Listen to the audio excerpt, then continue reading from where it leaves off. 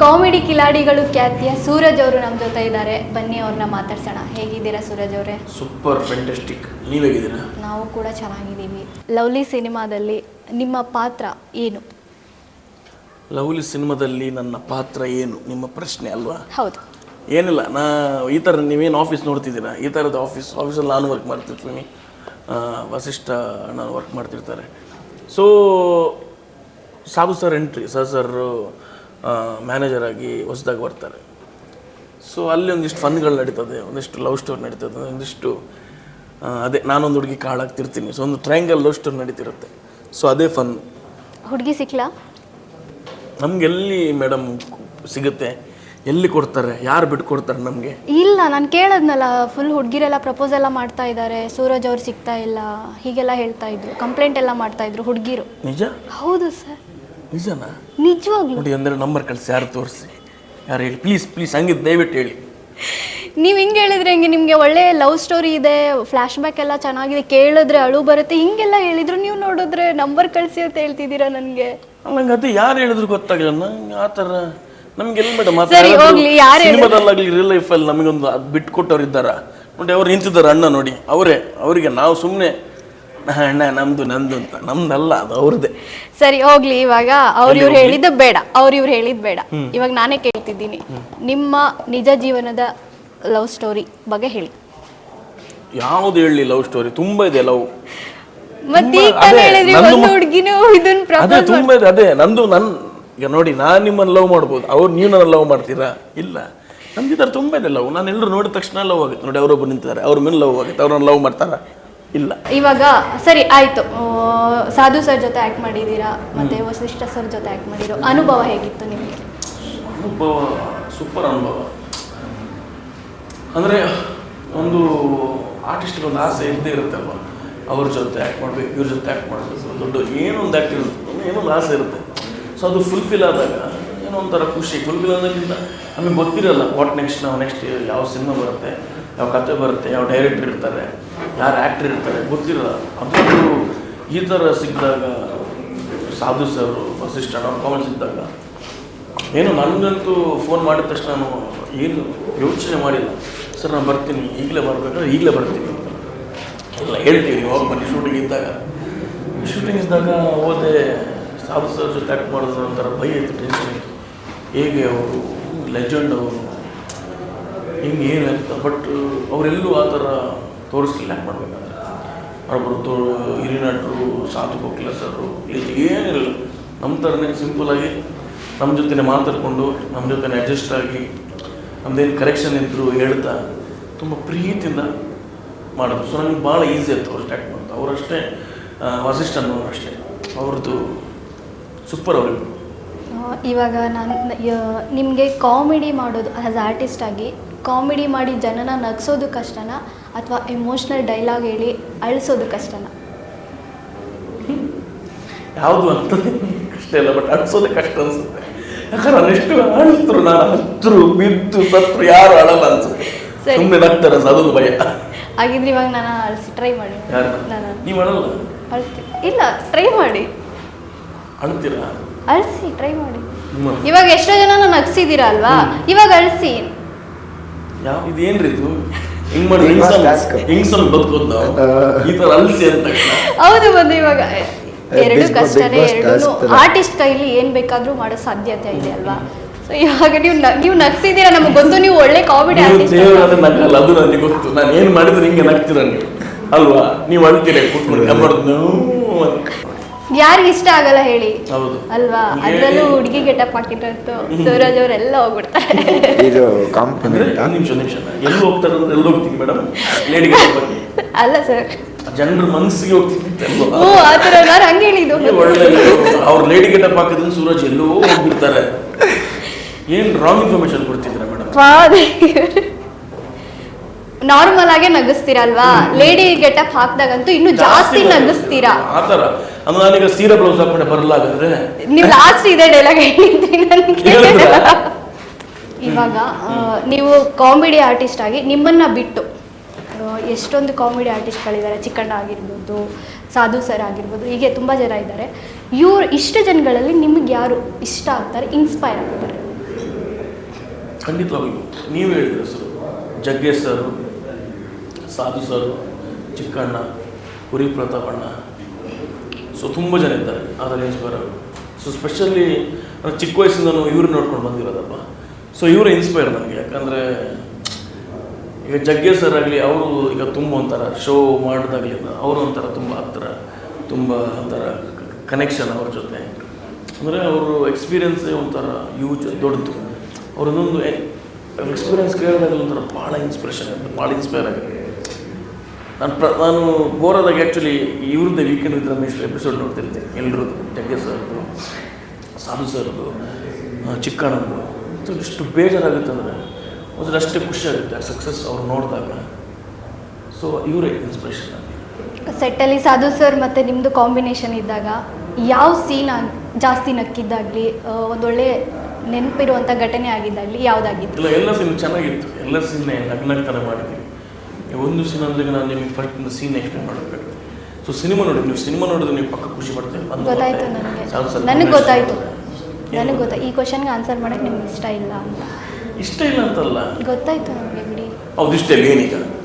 ಹೌದು, ನನಗೆ ಇಷ್ಟ ಇಲ್ಲ ಇಲ್ಲ ಇಲ್ಲ ಏನು ಮಾಡ್ತೀವಿ? ಲಾಸ್ಟ್ ಇಲ್ಲಿಗೆ ಮುಗೀತು. ಇವಾಗ ನೆಕ್ಸ್ಟ್ ಕ್ವಶನ್ ಹೋಗೋಣ. ಹೋಗೋಣ. ಇವಾಗ ಸಾಧು ಸರ್ ನಿಮ್ಮ ಜೊತೆ ಕಾಂಬಿನೇಷನಲ್ಲಿ ಇಷ್ಟೊಂದು ಸೀನ್ಗಳು ಮಾಡಿದ್ರಿ, ಅವರಲ್ಲಿರೋ ಒಂದು ವಿಷಯನ ನಾನು ಅಳವಡಿಸ್ಕೊಂಡಿದ್ದೀನಿ ಅಂತ ಅನಿಸಿದ್ದು ಯಾವುದು? ಅವ್ರಿಗೆ ಎಲ್ಲ ಥರದ ನಾಲೆಜ್ ಇದೆ. ನಾಟ್ ಓನ್ಲಿ ಅವರು ಆ್ಯಕ್ಟರ್ ಅಂತಲ್ಲ, ಡೈರೆಕ್ಷನು ಗೊತ್ತಿದೆ, ಆ್ಯಸ್ ಅ ಮ್ಯೂಸಿಕ್ ಡೈರೆಕ್ಟರ್ಗೂ ಗೊತ್ತಿದೆ. ಪ್ರತಿಯೊಂದು ಸಿನಿಮಾಕ್ಕೆ ಏನು ಬೇಕು ಆ ಎಲ್ಲ ಪ್ರಾಡಕ್ಟ್ ಅವ್ರ ಹತ್ರ ಇದೆ. ಅವರೊಂದಿಗೆ ನಾವು ಸೀನ್ ಮಾಡಬೇಕಾದ್ರು ಅವರು ಈಗ ದೊಡ್ಡ ಆರ್ಟಿಸ್ಟು, ಸೀನಿಯರ್ ಆರ್ಟಿಸ್ಟ್ ಅದೇನು ಮಾಡ್ತಾರೆ, ಅಂತರು ಆ್ಯಕ್ಟ್ ಮಾಡಿದ್ರು ಅಂತ ಓದು. ಅವ್ರು ಆ ಥರ ಅಲ್ಲವೇ ಅಲ್ಲ. ಅವ್ರು ಆ್ಯಕ್ಟ್ ಮಾಡಿದ್ಮೇಲೆ ಮಾನಿಟ್ರ್ 3-4 ಸರಿ ನೋಡ್ತಾರೆ, ರಿಪ್ಲೈ ಮಾಡಿ.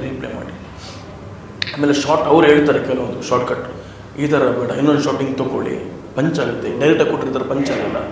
ಅವ್ರಿಗೆ ಗೊತ್ತಿದೆ ಅದನ್ನ ಯಾವ ಥರ ತೋರಿಸಿದ್ರೆ ವರ್ಕ್ ಆಗುತ್ತೆ ಅಂತ. ಸೊ ಅವರೆಲ್ಲ ನಾನು ಅದನ್ನು ಕಲಿತೆ. ಸೊ ಒಂದು ಬರೀ ಆ್ಯಕ್ಟ್ ಮಾಡೋದಲ್ಲ, ಸೊ ಅದನ್ನ ಪ್ರೆಸೆಂಟೇಷನ್ ಮಾಡಿದಾಗ ಒಂದು ಶಾರ್ಟ್ ವೈಸ್ ಆಗಲಿ ಹೆಂಗಿರಬೇಕು, ಏನು ಮಾಡಬೇಕು. ಸೊ ನಾನೀಗ ಅಷ್ಟೇ ಸಿನಿಮಾ ಯಾವುದು ಆದ ಸಿನಿಮಾಲ್ಲಿ ಬರೀ ಆ್ಯಕ್ಟ್ ಮಾಡಿ ಬರೋಲ್ಲ. ನಂದು ಇಲ್ದಿದ್ರು ಬೇರೆಯವ್ರದ್ದು ನಾನು ಸುಮ್ಮನೆ ಮಾನಿಟ್ರ್ ಹಿಂದೆ ಕೂತ್ಕೊಂಡು ಸುಮ್ಮನೆ ಮಾನಿಟ್ರ್ ನೋಡ್ತಿರ್ತೀನಿ. ಸೊ ಏನೋ ಒಂದು ಕಲಿತೀನಿ. ಏನು ಈಗ ಸಾಂಗ್ ಶೂಟ್ ಇದ್ರೆ ಸಾಂಗ್, ನಾನು ಆ್ಯಕ್ಚುಲಿ ಒಂದು 2-3 ಸಾಂಗ್ ಆ್ಯಸ್ ಅ ಕೊರಿಯೋಗ್ರಾಫರ್ ಆಗಿ ನಾನೇ ಮಾಡಿದ್ದೀನಿ. 3 ಸಾಂಗ್ ನಿಜವಾಗ್ಲೂ ತುಂಬ ಚೆನ್ನಾಗಿ. ಹೌದು, ನೀವು ಒಂದೊಳ್ಳೆ ಡ್ಯಾನ್ಸರು ಕೂಡ, ಸಕ್ಕತ್ತಾಗಿ ಡ್ಯಾನ್ಸ್ ಮಾಡ್ತೀವಿ. ಆ್ಯಕ್ಚುಲಿ ನಾನು ಡ್ಯಾನ್ಸರ್ ಅಲ್ಲ, ಡ್ಯಾನ್ಸೇ ಬರ್ತಿರಲಿಲ್ಲ. ಡ್ಯಾನ್ಸ್ ಇಲ್ಲ, ನನಗೆ ಗೊತ್ತಿರಲಿಲ್ಲ. ನಾನು ಡಿ ಕೆ ಬಂದ ಮೇಲೆ ನಾನು ಡ್ಯಾನ್ಸ್ ಕಲಿತಿರೋದು, ಡ್ಯಾನ್ಸ್ ಮಾಡಿರೋದು. ಅಲ್ಲಿ ನನಗೆ ಗೊತ್ತಾಯಿತು ನನ್ನೊಳಗೆ ಒಬ್ಬ ಡ್ಯಾನ್ಸರ್ ಇದ್ದಾನೆ, ನನಗೂ ಡ್ಯಾನ್ಸ್ ಮಾಡ್ಬೋದು ಅಂತ. ಒಂದು ವೇಳೆ ನಾನು ಡಿ ಕೆ ಡಿ ಶೋಗೆ ಹೋಗ್ತೀವಿ ಇಲ್ಲ ಅಂದರೆ ನನಗೆ ನಾನು ಹೋಗೋದಲ್ಲ, ಅವ್ರು ಡ್ಯಾನ್ಸ್ ಕೊಡ್ತಿಲ್ಲ ಅಂದರೆ ಬಹುಶಃ ನಾನೊಬ್ಬ ಡ್ಯಾನ್ಸರ್ ಅಂತ ಹೇಳಿ ನನಗೆ ಡ್ಯಾನ್ಸ್ ಮಾಡಲಿಕ್ಕೆ ಒಂದು ಅವಕಾಶ ಇರ್ತಿರಲಿಲ್ಲ ಅನಿಸುತ್ತೆ. ವಸಿಷ್ಠ ಸಿಂಹ ಸರ್ ಬಗ್ಗೆ ಒಂದು ಒಳ್ಳೆ ಗುಣ ನಿಮ್ಗೆ ಇಷ್ಟ ಆಗಿದೆ ಅನ್ನೋದಾದರೆ ಯಾವುದಾಗಿ? ಗುಣ ಅಂತಲ್ಲ, ಅವರೊಬ್ಬರು ಒಳ್ಳೆ ವ್ಯಕ್ತಿತ್ವ. ಒಂದು ಗುಣ ಅಂತ ಹೇಳೋದ್ರಲ್ಲಿ ಏನಿಲ್ಲ. ಒಳ್ಳೆ ಜೆಂಟ್ಲ್ಮ್ಯಾನ್ ಅವರು, ಒಂದು ಒಳ್ಳೆ ಆ್ಯಕ್ಟರ್ ಅವರು, ಒಳ್ಳೆ ಚೆನ್ನಾಗಿ ಆಡ್ತಾರೆ, ಒಳ್ಳೆ ವಾಯ್ಸ್ ಇದೆ. ಸೊ ಒಬ್ಬ ಹೀರೋಗೆ ಏನು ಬೇಕು ಎಲ್ಲ ಬರುತ್ತೆ. ಇವಾಗ ನಿಮ್ಮ ಸ್ಕೂಲಲ್ಲಿ ನೀವು ಯಾವ ಥರ ಸ್ಟೂಡೆಂಟು? ಲಾಸ್ಟ್ ಬೆಂಚ್ ಸ್ಟೂಡೆಂಟಾ ಅಥವಾ ಫಸ್ಟ್ ಬೆಂಚ್ ಸ್ಟೂಡೆಂಟಾ? Last bench. ಫಸ್ಟ್ ಬೆಂಚ್ ಅಂದರೆ ಫಸ್ಟ್ ಬೆಂಚ್ಗೆ ಹೋಗ್ತಿದ್ದೆ ಅಲ್ಲ, ನಾನು ಹೋಗ್ತಿಲ್ಲ. ಲಾಸ್ಟ್ ಬೆಂಚೆ ನನ್ನ ಕರೆಸಿ 2 ಸ್ಕೇಲಲ್ಲಿ ಕೈಗೆ ಹಿಂಗೆ ಚಾಟ ಅಂತ ಹೊಡೆದು ಮುಂದೆ ಕೂರಿಸಿದ್ರು. ಬಾಪ ನೀನು ಫಸ್ಟ್ ಬೆಂಚ್ಗೆ ಬಾ, ಲಾಸ್ಟ್ ಬೆಂಚಲ್ಲಿಂದ ಕಷ್ಟ ಅಂದರೆ ಅಲ್ಲೆಲ್ಲ ಸ್ಪ್ರೆಡ್ ಅದೊಂಥರ ಹಿಂಗೆ ಬರ್ತಿತ್ತು ಹಾಡೆಲ್ಲ. ಅಂದರೆ ನಾನೇನೋ ನಾನೇನು ಮಾಡಬೇಕು ಅಂತಿಲ್ಲ, ಸುಮ್ಮನೆ ನಾನು ಹಿಂಗಿದ್ರೆ ಹುಡುಗಿರೇ ಅದು ಸುಮ್ಮನೆ ಹಿಂಗೆ ನೋಡಿದ್ರು ಎಲ್ಲ ನಗೋರು ಬುಸ್ ಒಂದು ಬೆಂಚವರು. ನನಗೆ ಬಯ್ಯೋ, ನಾನು ಏನು ಮಾಡ್ತಿರ್ಲಿಲ್ಲ, ನಂಗೆ ಅದು ಭಾಳ ಬೇಜಾರಾಗ್ತಿತ್ತು. ನೀವು ಯಾಕೆಲ್ಲ ಮುಗಿದ ಮೇಲೆ ಯಾಕೆ ನಾನು ನೋಡಿ ನಗ್ತೀರಾ? ನಾನು ನೋಡ್ರಿ ಬೇಡಿ, ನೀವು ಸುಮ್ಮನೆ ಎದ್ಬೇಡಿ. ಅದನ್ನು ನೋಡಿದಾಗ ಏನೋ ಒಂದು ನೆನಪಾಗುತ್ತೆ, ಯೋಚನೆ ಬರುತ್ತೆ. ನೀವು ಹೇಳಿದ್ರು ಅದು ನೋಡಿದ ತಕ್ಷಣ ನಗು ಬರ್ತದೆ, ಅದಕ್ಕೆ ನಗ್ತೀವಿ ಅಂತ. ಹೌದು, ನೀವು ನಗ್ತೀರ, ನನ್ನಲ್ಲಿ ಹೊರಗೆ ಆಗ್ತಾರೆ, ನನ್ನ ಪ್ಯಾರೆಂಟ್ಸ್ನ ಕರೆಸ್ತಾರೆ, ನನ್ನ ಪ್ಯಾರೆಂಟ್ಸ್ಗೆ ಉಗಿತಾರೆ ಕರೆದು, ನಿಮಗೆ ನೀವು ಜೋರಾಗಿ ನೀವು ನಗ್ತೀರಾ ಅಂತ. ಆದರೂ ನಗ್ತಾರೆ. ಏನು ಹೇಳ್ತೀರಾ? ನನಗೆ ಗೊತ್ತು ಇವ್ರು ಯಾಕೆ ನಗ್ತಾ ಇದ್ರು ಅಂತ. ಯಾಕೆ ಹೇಳಿ? ಲಾಸ್ಟ್ ಟೈಮ್ ಇಂಟರ್ವ್ಯೂನಲ್ಲಿ ಹೇಳಿದ್ರಲ್ವಾ, ಆಪೋಸಿಟಲ್ಲಿ ಡೈಲಾಗ್ ಹೇಳುವಾಗ ಸೂರಜ್ ಅವ್ರು ಹಿಂಗೆ ಮಾಡ್ತಾರೆ, ನಮ್ಗೆ ಜೋರಾಗಿ ನಗು ಬರುತ್ತೆ ಅಲ್ವಾ? ಅದೇ ರೀಸನ್ ಆಗಿರುತ್ತೆ. ನೆಕ್ಸ್ಟ್ ಲೆವೆಲ್ ಇದ್ದೀರಿ. ಸರಿ, ಇವಾಗ ನಾನು ಈ ಕ್ವಶನ್ಸ್ ಯಾಕೆ ಕೇಳಿದೆ ಅಂದರೆ, ನಾನು ಕೆಲವೊಂದು ಫನ್ನಿ ಕ್ವಶನ್ಸ್ ಕೇಳ್ತೀನಿ, ಅದಕ್ಕೆ ನೀವು ಯಾವ ಥರ ಆನ್ಸರ್ ಮಾಡ್ತೀರಾ ನೋಡೋಣ. 2 ಮಾವಿನ ಹಣ್ಣಿದೆ, 3 ಜನಕ್ಕೆ ನೀವು ಅದನ್ನು ಹಂಚಬೇಕು, ಯಾವ ಥರ ಹಂಚ್ತೀರಾ? 2 ಮಾವಿನ ಹಣ್ಣಿದೆ, 3 ಜನರಿಗೆ ಹಂಚ್ಬೇಕಲ್ವಾ? ಕಟ್ ಮಾಡಿದೆ. ಒಬ್ಬನಿಗೆ ಹೊಡೆದು ಕಳಿಸ್ತೀನಿ, ನಡಿ ಮನೆಗೆ ಅಂತ. ಬರಲೇಬೇಡ, get out, don't come friend ಹತ್ರ, ನಡಿ ಕಳಿಸ್ತೀನಿ. 2 ಹಂಚ್ತೀನಿ, ತಗೊಳ್ಳಿ ಮಕ್ಕಳ ತಿನ್ನಿ ಅಂತ. ಇಲ್ಲ ಅಲ್ಲ ನೀವೇನು ಕೇಳಿದ್ ನನ್ನ ಹತ್ರ? 2 ಮಾವಿನ ಹಣ್ಣು ಇರುತ್ತೆ, ಅದು 3 ಜನರಿಗೆ ಹಂಚಬೇಕು, ಹೆಂಗ್ ಹಂಚ್ತೀರಾ ಅಂತ. ಅಲ್ಲ, ನನಗೆ ಉತ್ತರ ಗೊತ್ತಲ್ವಾ? ನಾನು ಮಾಡಿಕ್ಕಾಗಿಲ್ಲ ಅಂದ್ರೆ ಹಿಂದೆ ಹಂಚಕಬೇಕು. ಇಲ್ಲಿ ಆಟ ಆಡ್ತಿದ್ದೀನಿ. ಹೇಳಿ. ನಾನು ಅನ್ಸ್ತೀನಿ, ನೀವ್ ಹೆಂಗ್ ಅನ್ಸ್ತೀರಾ? ಒಳ್ಳೆ ಕಥೆ ಐತಿ. 2 ಮಾವಿನ ಹಣ್ಣು ಇರುತ್ತೆ, 3 ಜನರಿಗೆ ಹಂಚ್ಬೇಕು, 3 ಜನಕ್ಕೆ ಕೊಡ್ಬೇಕು. ಕಟ್ ಮಾಡಿದೆ ಮತ್ತೆ ನಾನು ಸಗಣಿ ತಿನ್ನಲ್ಲ, ಅವ್ರಿಗೆ ಕೊಡ್ದೆ. 2 ನನಗೆ ಬೇಕು, ನನಗೆ ಹಿಡ್ಕೋತೀರಿ. ಯಾವುದಿಲ್ಲ ಅಂದ್ರೆ ನಾನು ಅವತ್ತು ಏನು ಹೇಳಿ? ಯಾವುದಿಲ್ಲ ಸರ್, ನೀವು ಹೇಳಿ, ಅದೇನಂತ ನೀವು ಹೇಳಿ. ಯಾವುದಿಲ್ಲ ಅಂದ್ರೆ ಒಳ್ಳೆ ಕಥೆ ಇರ್ತೀನಿ. ನಾನು ಜ್ಯೂಸ್ ಮಾಡಿಬಿಟ್ಟು 3 ಜನಕ್ಕೆ ಕೊಡ್ತೀನಿ. ಕರೆಕ್ಟ್. ಹೌದಾ? ನಿಜವಾಗ್ಲೂ. ಇನ್ನೊಂದು, ಒಂದ್ ಬಾವಿಲಿ 9 ಕಪ್ಪೆಗಳಿದೆ, ಅದ್ರಲ್ಲಿ ಒಂದ್ ಸತ್ತೋಯ್ತು. ಆಗಿದ್ರೆ ಎಷ್ಟು ಕಪ್ಪೆ ಉಳಿತು? ಬಾವಿಲಿ 9 ಕಪ್ಪೆಗಳಿದೆ, ಅದ್ರಲ್ಲಿ 1 ಸತ್ತೋಯ್ತು. ಹಾಗಾದ್ರೆ ಎಷ್ಟು ಉಳಿತಲ್ವಾ? ಹೌದು.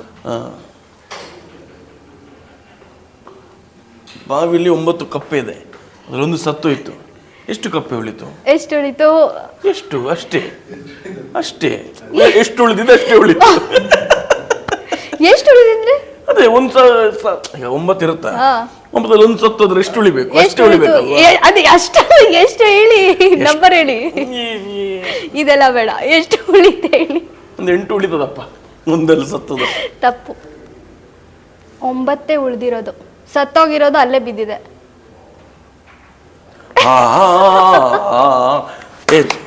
ಏನು ಅದ್ಭುತ ಪ್ರಶ್ನೆ. ಸರಿ, ಇನ್ನೊಂದು ಕೇಳೋಣ. ಇನ್ನೊಂದು ಲಾಸ್ಟ್ ಇದು.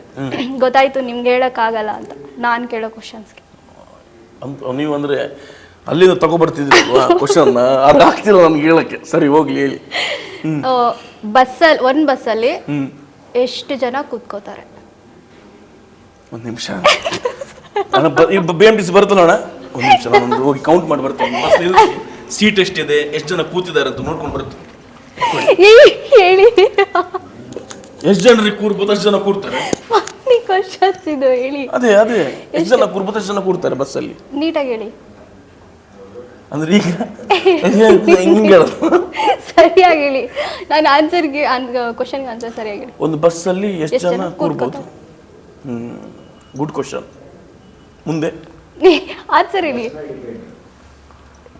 ಇವರೊಬ್ಬರು ಬಂದು ಬಸ್ ಮೇಲೆ ಡಿಪೆಂಡ್ ಅಂತ ಇಲ್ಲ. ಎಷ್ಟು ಜನ ಕೂರ್ಬೋದು ಒಂದು ಬಸ್ಸಲ್ಲಲ್ವಾ? ಎಷ್ಟು ಸೀಟ್ಗಳಿದೆ ಅಷ್ಟು ಸೀಟಲ್ಲಿ ಕೂರ್ಬೋದು. ಒಂದಕ್ಕಾದ್ರೂ ಆನ್ಸರ್ ಮಾಡಿದ್ರಲ್ಲ, ಕ್ಲಾಪ್ಸ್ ಹಾಕಿ ಎಲ್ರು. ಇದೊಂದು ಆನ್ಸರ್. ಸರಿ, ಇವಾಗ ನೆಕ್ಸ್ಟ್ ನಿಮ್ಮ ಸಿನಿಮಾ ಬಗ್ಗೆ. ರಿಲೀಸ್ ಆಗ್ತಿದೆ ಜೂನಲ್ಲಿ, ಏನು ಹೇಳ್ತೀರಾ? ಅದು ಅಲ್ಲದೆ ನಿಮ್ಮ ಸಾಂಗ್ ರಿಲೀಸ್ ಆಗಿರೋ, ನೆನ್ನೆ ಸಾಂಗ್ ರಿಲೀಸ್ ಆಗಿರೋದು 8 ಲಕ್ಷ ದಾಟಿದೆ.